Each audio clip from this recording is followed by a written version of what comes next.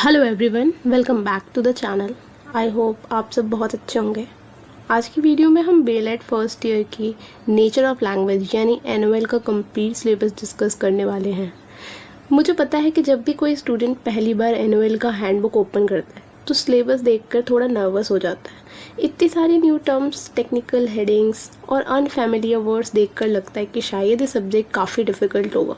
But trust me, एनओएल difficult नहीं है, ये सिर्फ एक कॉन्सेप्ट बेस्ड सब्जेक्ट है। जब आपको ये समझ आ जाता है कि हैंडबुक हमसे एग्जैक्टली क्या एक्सपेक्ट कर रही है और हर यूनिट का पर्पस क्या है, तब ये सब्जेक्ट काफ़ी इजी और इंटरेस्टिंग लगने लगता है। इसलिए आज की वीडियो में हम कॉन्सेप्ट डिटेल्स में समझेंगे। आज हम सिर्फ सिलेबस को डिकोड करेंगे। हम समझेंगे कि हर यूनिट किस बारे में है, उसका मेन फोकस क्या है और पूरे कोर्स का लर्निंग ऑब्जेक्टिव क्या है। So without wasting any more time, let's get started. सबसे पहले हम स्टूडेंट कॉन्टेक्स्ट आर देखते हैं। इस सब्जेक्ट को पढ़ाने के लिए 90 आवर्स अलॉटेड हैं। इसके मैक्सिमम मार्क्स 50 हैं, जिसमें से 15 मार्क्स आपके इंटरनल असेसमेंट के हैं और एनुअल एग्जामिनेशन 35 मार्क्स का है, जो कि आपका थ्योरी पेपर होगा जो कि यूनिवर्सिटी कंडक्ट कराती है। सबसे पहले हैंडबुक में दिए गए कोर्स ऑब्जेक्टिव को समझते हैं। हैंडबुक में लिखा है, this course aims to develop a deep understanding of language as a subject and as meta language. Language simple words में इसका मतलब ये है कि इस कोर्स में हम हिंदी या इंग्लिश लैंग्वेज नहीं पढ़ रहे हैं, हम लैंग्वेज को ही स्टडी कर रहे हैं। मतलब लैंग्वेज कैसे वर्क करती है, कम्युनिकेशन कैसे होती है, लैंग्वेज और सोसाइटी का क्या रिलेशन है, और एक फ्यूचर टीचर के लिए लैंग्वेज को डीपली अंडरस्टैंड करना क्यों इम्पोर्टेंट है। यहाँ एक नया टर्म भी दिया गया है, Meta language. This is the word Meta language. अगर आप ये वर्ड पहली बार देख रहे हैं तो बिल्कुल टेंशन मत लीजिए। अभी सिर्फ इतना समझ लीजिए कि मेटा लैंग्वेज का मतलब होता है language use to talk about language itself. इस कॉन्सेप्ट को हम डिटेल में बाद में पढ़ेंगे। अब चलिए एक एक करके यूनिट को समझते हैं।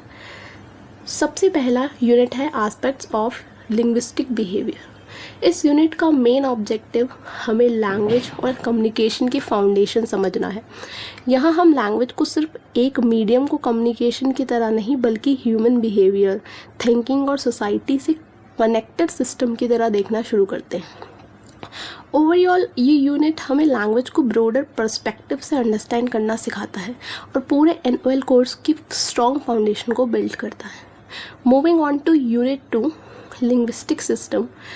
अगर यूनिट 1 हमें लैंग्वेज का ओवरऑल पिक्चर देता है तो यूनिट 2 की इंटरनल स्ट्रक्चर को अंडरस्टैंड करना पर फोकस करता है। इस यूनिट में हम ये समझेंगे कि लैंग्वेज डिफरेंट सिस्टम्स के थ्रू कैसे ऑर्गेनाइज होती है और ये सिस्टम मिलकर कम्युनिकेशन को मीनिंगफुल कैसे बनाते हैं। सिंपल वर्ड्स में ये यूनिट लैंग्वेज का साइंटिफिक और स्ट्रक्चरल एस्पेक्ट्स को इंट्रोड्यूस करता है। Now let's move to unit 3, text and linguistic systems. इस यूनिट में फोकस इंडिविजुअल वर्ड्स या सेंटेंस से आगे बढ़कर कंप्लीट टेक्स्ट पर आ जाता है। यहाँ हम समझेंगे कि लैंग्वेज रियल लाइफ सिचुएशन और क्लासरूम कॉन्टेक्स्ट में कैसे यूज़ होती है। ओवरऑल ये यूनिट लैंग्वेज के प्रैक्टिकल यूज़ और डिफरेंट टाइप्स ऑफ टेक्स्ट को अंडरस्टैंड करने पर फोकस करता है। Finally we have unit 4, languages of India.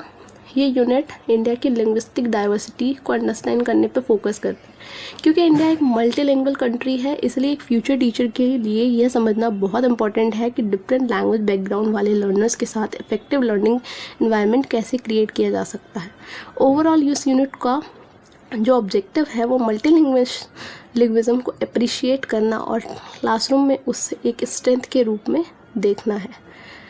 Conclusion की अगर हम बात करें तो ये था कि नेचर ऑफ लैंग्वेज का कंप्लीट सिलेबस ओवरव्यू था। आई होप अब आपको क्लियरली मिल गया होगा हर यूनिट किस डायरेक्शन में हमें ले जाती है और पूरा कोर्स किस चीज़ पे फोकस करता है।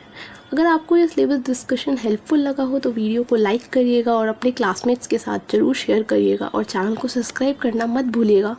Thank you for watching and I will see you in the next video.